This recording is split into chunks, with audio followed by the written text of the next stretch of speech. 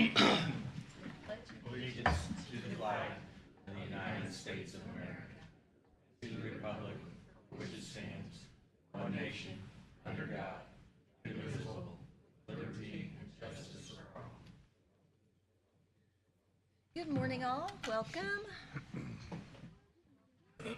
We have several sets of minutes that were in our packet. Minute meetings from our meeting on September 17th, the budget workshop minutes from September the 8th, our budget hearing minutes from August the 27th and August the 28th, and then some from our special council meeting that we held yesterday. Did everyone have a chance to review those? Were they done as a whole or individually? We can do it as a whole if there's no changes. I did not see any changes, so I'll make a motion to approve. Okay, we have a motion from Matt to approve all minutes as submitted, a second from Tom. All in favor? Aye. Any opposed? Motion carries. Thank you. Yesterday, we did have the special council meeting regarding the EMS tax, and we had Jason Simler from Baker Tilly visit us last month to give us an overview of what is happening with Senate Bill 1, which is really impacting the amount of property taxes and what that will affect our budget. We are set to, it's over $1 million that our budget will be reduced next year. So basically what the state is saying is they want to put more control back into the counties. So the options that they've given us are local income taxes, and there's several of those different local income taxes out there. Jason went over the EMS tax as well as the public safety tax, the differences between the two, what it means per household for any individual based on their salary in our county. Yesterday, we did have a public meeting and we had some input from the public as well. I guess we just want to open it up for conversation to see what everyone's feelings are. If we wanted to do some sort of EMS tax, it would have to be voted on before the end of this month because there are deadlines that are set by the state as well. If we wanted this to go into force for 2026, or we can table it, we can look at it next year, the following year. I mean, basically, like I said, they're putting the control into the county. So I would open it up for discussion. I think no matter what we do, it's just it'll just be a 2-year. Correct, because everything changes in 2028. So this would just be a 2-year commitment. Well, me personally, we're pretty certain we're going to have $1 million shortfall in our collections next year because of Senate Bill 1. My personal feeling is I'm okay adopting this EMS tax at 0.09 or 0.1 to make it easier to calculate whatever. That will help knowing how much we help with EMS in our county. There may be some other areas that we can apply this tax to besides the ambulance service that we're going to have some needs for. And then 2 years from now, our general balance won't be down $2 million if we go ahead and adopt this now. So I'm in favor of going ahead and enacting this. I'm in agreement with Mike. I said we got to be proactive in our finances, and this body has been great doing that. And with the discussion, I think with that $1 million deficit, we got to be looking at something. And everybody wants EMS. So you want that service. You want quality service to your door. I'm willing to fund it. I like the idea also that we talked about yesterday about the training for the first responders in the fire department. I think that money can be used for that also. Yeah. And you got that email from Steve? I did. About what it costs to do that? Was it like 25? Yeah, $2,000 to $2,500 per person. student Yeah. in that. So, That's important. Developing those partnerships. and it was brought out to us yesterday at the meeting by someone who was EMT first responder that they need more of that training. So, I think that could go, if we enact this, we can we can help that situation too, maybe. I think too, the other thing that we need to continue to drive home the point with our taxpayers, I mean, we're all taxpayers, so we'll all be impacted as well, so. The other thing is the fact that property taxes are gonna go down. And so the state has only left us the option really of an LIT, of a local income tax. And that, if we go down now, I mean, if your property taxes go down now and we don't act upon this now, then it's gonna be a bigger hit, so to speak, to them, it's gonna feel like a bigger hit than when we have to implement an LIT a year or 2 years down the road. So now, if we implement now, it's gonna, I don't know, not necessarily be a wash, but a lot less impact on the taxpayer at this point. So that's why I'm in favor of doing it now as well. Any other comments?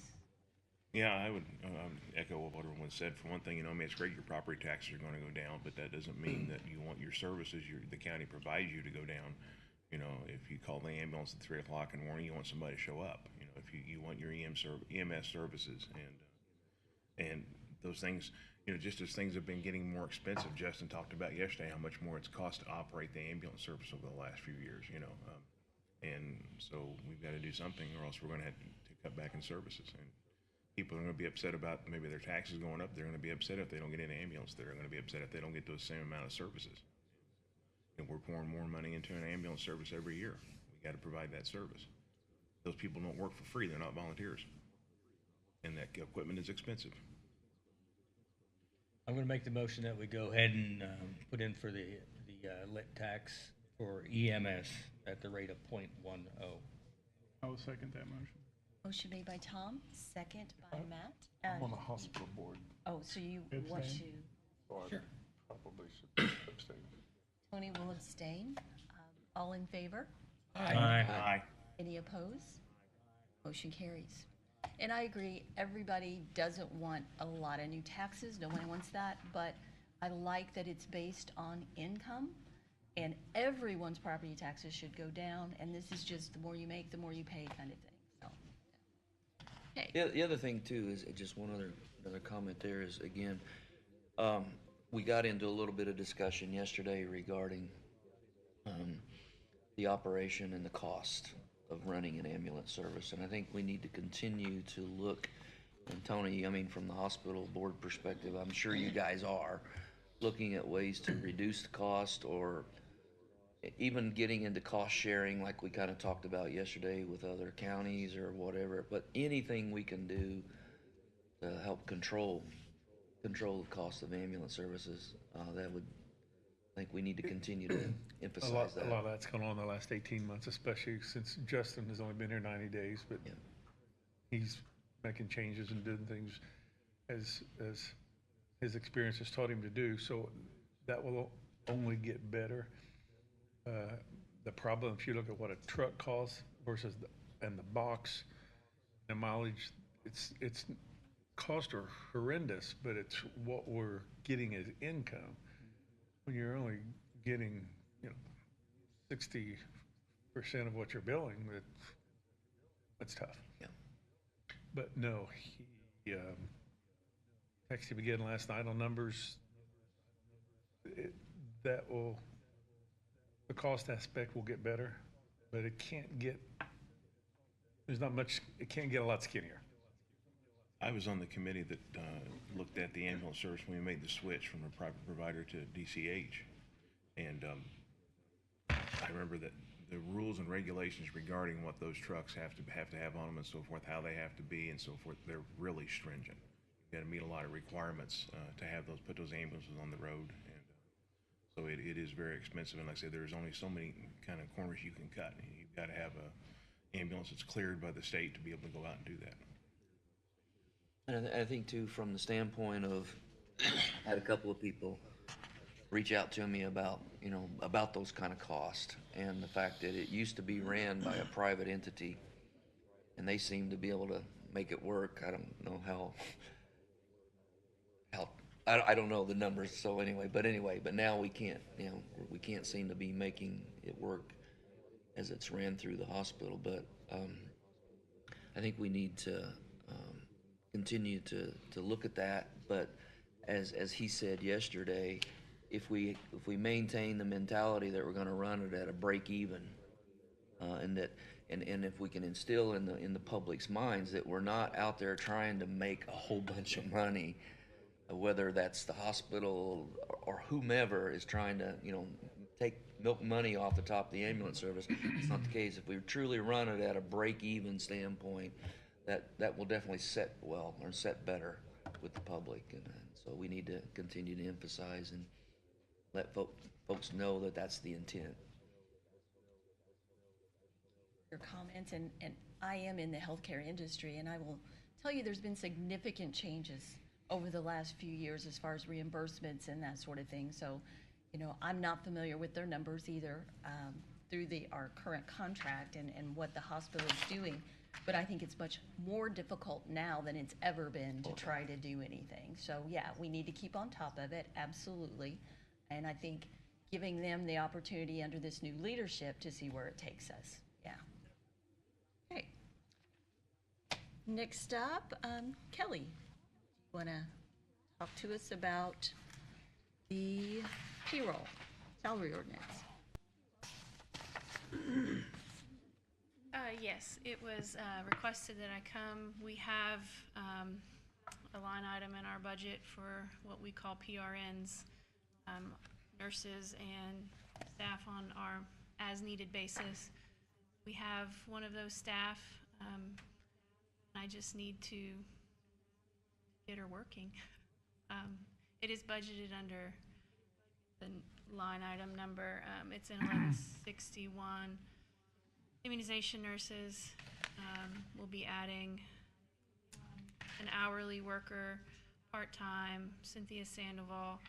She was previously full-time, but she's advancing her nursing degree in school.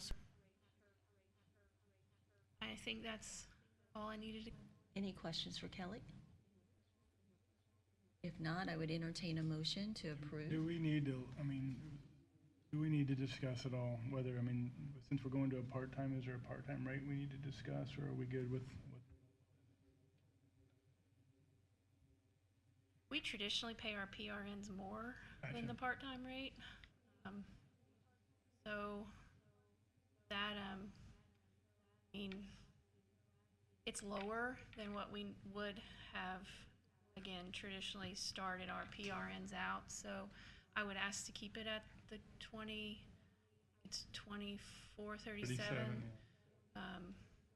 Because really when they come in the door, depending upon their level of training, we start a minimum at 25, but our seasoned nurses start between 35 and 40 an hour.